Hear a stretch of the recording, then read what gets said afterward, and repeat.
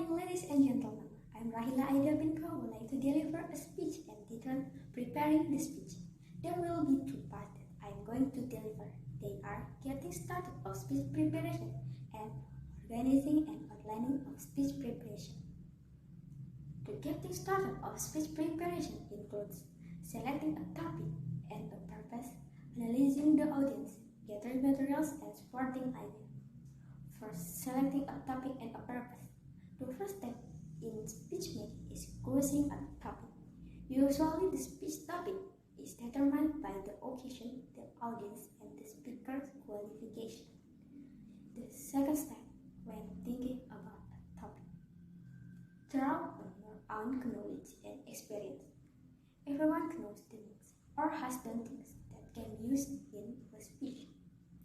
The third step, you might decide to make your speech a learning experience for yourself as well as for your audience. The fourth step, brainstorming for a topic. First method is make a quick inventory of your experience, interests, hobbies, skill, beliefs, and so forth. If the first method doesn't work, try a technique you call clustering. By clustering, most people come up with a topic rather quickly. But if you are still studying, try an internet search. The general purpose of your speech will usually be to inform or to persuade. When your general purpose is to inform, your goal is to communicate information clearly, accurately, and interestingly. You must focus on a specific purpose statement that indicates precisely what your speech seeks to achieve. The specific purpose statement should 1. Be a full infinitive phrase. 2. Be worded as a statement, not question. 3. Avoid figurative language. 4. Concentrate on one distinct idea. 5. Not be vague or general. Second, analyzing the audience. Good speakers are audience-centered. To be an effective speaker, you should know something about the psychology of audience. Therefore, you need to study your audience and adapt your speech to their beliefs and interests. The first stage in learning about your audience is to identify demographic traits such as age, gender, religion, sexual orientation, group membership, and racial, ethnic, or cultural background. The second stage is identifying traits of the audience unique to the speaking situation. These traits include the size of the audience, attitudes influenced by the physical set, and your listener disposition towards the topic, towards you as a speaker, and towards the occasion. When you deliver your speech, keep an eye out for audience feedback and adjust your remarks in response. Third, gathering materials. There are many resources you can use when gathering information for a speech. If you have personal experience or above average knowledge about a topic, you can use yourself as a resource. Most of the time, however, you will need outside information, which you can get in the library, on the internet, or by interviewing people with specialized information. No matter what sources you draw upon in gathering information, your research will be more effective if you start early and make a preliminary bibliography to keep track of all the books, articles, and internet documents that look as if they might be helpful. By learning to take research notes effectively, you will save yourself time and energy every step of the way. And if you think about your material as your research, you may find that gathering materials is the most creative part of your speech preparation. 4. Supporting ideas. Good speech needs strong supporting materials to bolster the speaker's point of view. The 3 basic types of supporting materials are examples, statistics, and testimony. In the course of a speech, you might use brief examples, and sometimes you may want to give several brief examples in a round to create a stronger impression.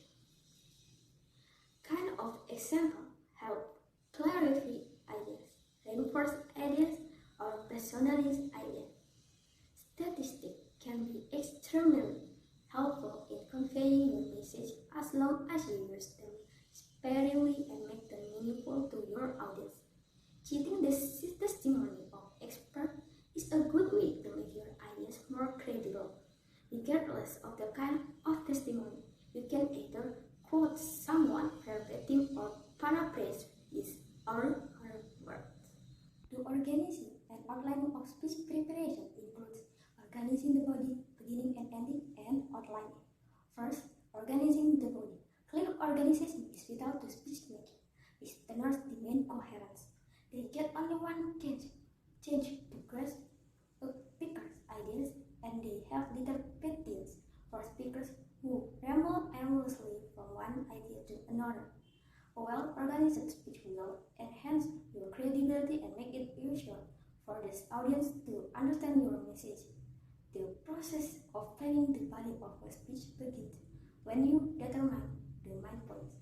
You should choose them carefully, place them precisely, and organize them strategically. Because listeners cannot keep track of a multitude of main points, the four major types of speech connectives are transition, internal previews, internal summaries, and second pause. Using them effectively will make your speech more uneven and coherent. Second, beginning and ending. First impressions are important, so are final impressions. In most speech situations, you need to accomplish your objective with your introduction. Get the attention and interest of the audience, reveal the topic of your speech, establish your credibility and goodwill, and preview the body of the speech. Gaining attention and interest can be done in several ways. You can start or question your audience or arouse their curiosity. You can begin with a quick quotation or a story. Third, outline.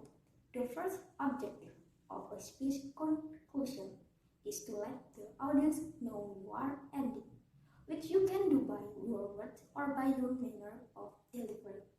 The second objective of a conclusion is to reinforce your central idea. You can accomplish this by summarizing the speech, ending with a great quotation, making a dramatic statement, or referring to the introduction. Outlines are essential to effective speech. In the preparation outline, you state your specific purpose and central idea. Label the introduction, body, and conclusion, and designate transition, internal summaries, and internal preview. The speaking outline should contain keywords or phrase to jog your memory, as well as essential statistics and quotation. Make sure your speaking outline is legible. Follow the same visual framework as your preparation outline and include choice for delivering the speech. That's all my speech. May what I have delivered be useful in our life in this world and hereafter. If you found many mistakes in my speech, please forgive me. Thank you so much for your time and attention.